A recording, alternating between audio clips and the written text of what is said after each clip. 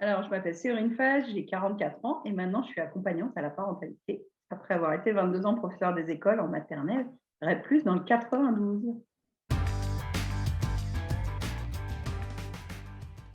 Alors, j'ai eu un dispositif des moins de 3 ans à l'école, c'était tout nouveau, c'était en 2015 et j'ai découvert que le fait de parler avec chaque famille, le fait d'avoir un entretien individuel tous les mois me permettait d'avoir l'autre partie de l'élève, l'enfant qu'on ne voyait jamais en classe et qui vivait à la maison, donc sa manière de s'alimenter, de répondre, d'agir, d'être autonome. Et tout ça, ça m'a passionnée parce que je n'avais pas ces éléments-là quand j'étais juste maîtresse.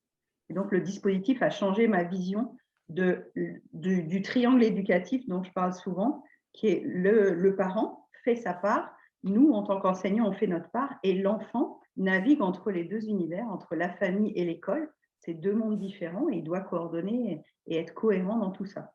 Donc, j'ai adoré cette notion-là et quand j'ai vu que le poste allait disparaître, je me suis dit, je ne vais pas rester encore 20 ans. J'ai envie de faire ça. J'ai envie d'aider les familles directement parce que juste travailler avec l'enfant, c'est sympa, mais il faut que j'accompagne aussi les familles pour que ce soit plus cohérent encore qu'en classe. Alors, j'accompagne les mamans soit sur Clubhouse, qui est un média social audio. Donc, vous pouvez rejoindre Clubhouse, c'est gratuit. Il y a des clubs de discussion. Donc, je réponds à toutes les questions là-bas.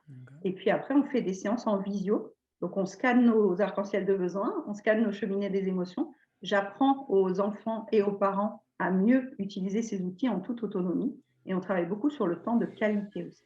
Installer du temps de qualité entre parents et enfants, entre parents eux-mêmes, et puis avec notre propre identité, parce que si on ne prend pas soin de soi en tant qu'adulte, ben, on n'arrive pas à élever les enfants non plus correctement.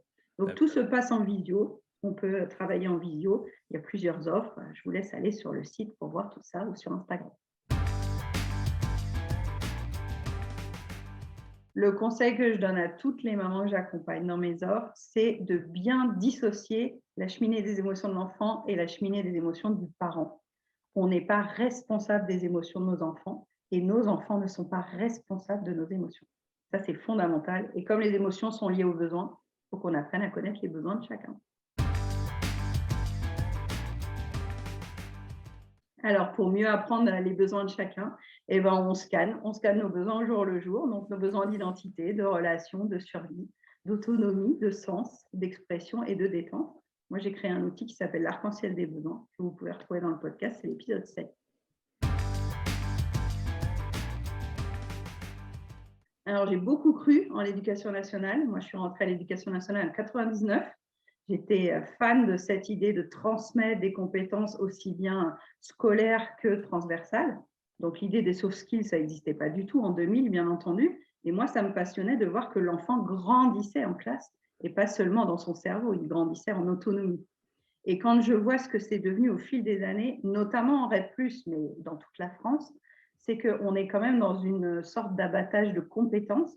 Il faut qu'on performe, il faut qu'on finisse le programme. C'est très dur de tenir une cadence avec des enfants qui sont parfois pas disponibles émotionnellement, parfois pas disponibles physiquement, intellectuellement. Et ces enfants-là, on les laisse à la marge parce qu'on veut avancer avec le début de la classe et c'est impossible à tenir. Donc, il y avait une grosse frustration, une grosse impuissance à aider chaque élève individuellement. C'est ça qui m'a manqué les dernières années. Je me suis dit, on laisse sur le bas-côté tout un tas d'enfants et de familles aussi, parce que les parents sont perdus, les parents ne savent pas ce qui est attendu à l'école. Il y a très peu de dialogue, il y a un manque de coopération et de coordination entre l'institution et les familles, entre l'institution, les enfants et les familles. Et tout ça, ce serait à redévelopper. Donc, c'est aussi une ambition qu'on a en commun. Il y a des choses qui commencent à bouger, notamment le travail autour des émotions. Ça commence à être introduit en maternelle sur des thématiques, sur des projets de classe.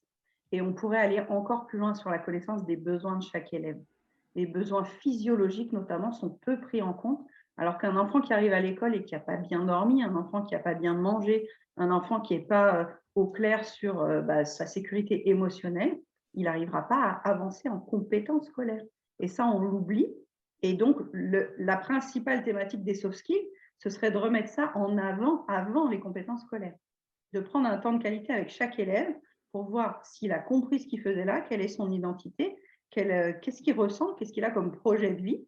Et ensuite, on lui dira, bah, pour grandir, tu peux apprendre les mathématiques, les lettres, les sciences, mais ça vient en deuxième temps. Il faudrait d'abord faire une année entière en maternelle sur les compétences transversales, le langage, le bien-être, l'observation, l'écoute. Et tout ça, ce serait bien plus utile que de se balancer directement sur les couleurs, les nombres, les chiffres. Ça peut attendre. C'est ce que Céline Alvarez présente dans tous ses ouvrages, hein. Les fonctions exécutives, c'est avant les compétences scolaires. C'est un moteur et c'est une brique initiale. Moi, je vous ai vu démarrer sur Instagram parce que je venais juste de me lancer sur Instagram, donc je vous ai vu tout de suite démarrer. Je me suis dit, ah, c'est le produit physique qui complète exactement ce que je disais à tous les parents d'élèves en classe.